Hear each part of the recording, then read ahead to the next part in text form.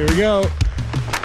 Hey, I'm Charlotte. I'm a Curated expert, and I've helped over thousands of people find the right gear for them on Curated.com.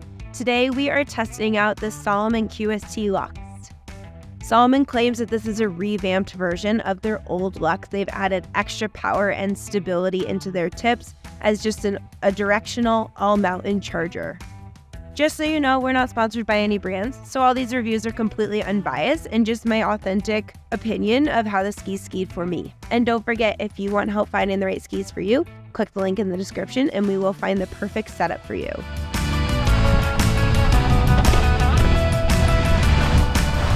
I was really impressed and surprised by these skis. I wasn't expecting them to be as powerful as they are. It took me a little bit of time to get used to the amount of power that they have packed in their tips, but after a couple of runs, I was really loving them. What's really nice about these skis is that they have a little bit of extra rocker through their tips, so their effective edge really starts down here on the ski, and that means that they're going to be easier to initiate turns with. In contrast of that rocker, which helps with turn initiation, these have a lot of camber underfoot. And that allows you to really lay into a turn, and they're going to be able to accept all that power that you put into them without sliding out on you. The QST Luxes are a more demanding ski, so they require quite a bit of energy to get turning. Once they are turning, they are really fun throughout the turn, but they certainly require a driver to be forward on their skis and really pushing into the tips.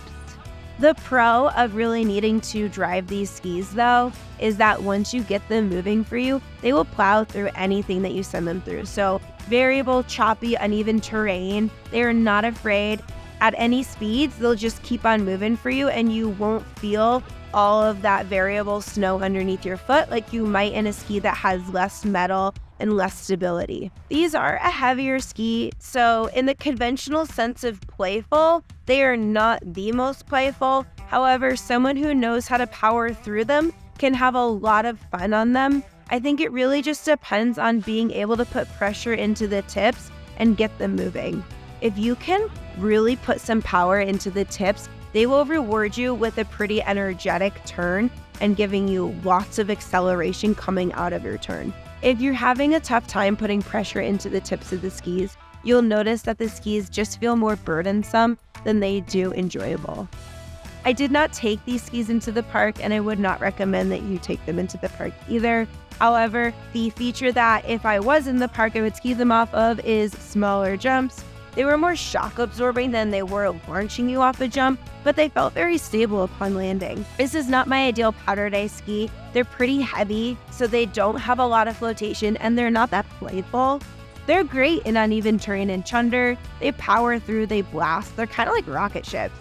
If I was skiing bell to bell, 9 a.m. to 4 p.m. first and last runs, my legs would be done by the end of the day skiing on these. So I think for someone who packs a lot of power and is really able to make them turn, these are going to be great for you. For someone who is a beginner skier, these are going to feel really heavy for you. So you could go with something that's lighter and easier to initiate your turns with. With all that said, skis work differently for different types of skiers. So if you want help finding the skis that are right for you, reach out to me or an expert like me on Curated, and we will find the perfect setup for you. And if you like this video, make sure to hit subscribe to watch more content from Curated.